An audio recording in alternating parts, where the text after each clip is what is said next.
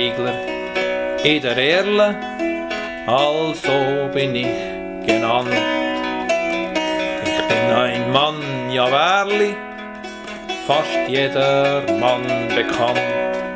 Ich bin von armem Geschlecht geboren, ich bin in Armut auferzogen. Mich kennt ein jeder wohl, ja mich kennt ein jeder wohl.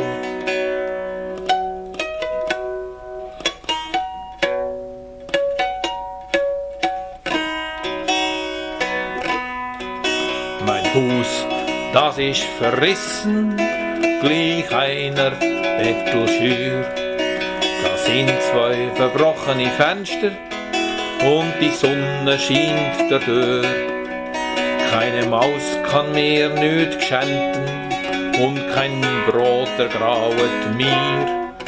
Keinen Teller hab ich zu waschen, kein Fett versauret mir.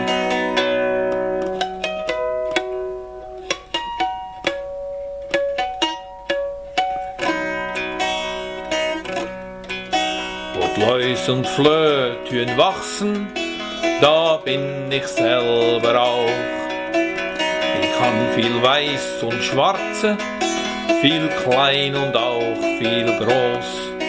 Viel Tausig tut man finden, im Bett und auf meinem Leib. Drum krauen ich vornen und hinten und ha dazu noch kein Weib.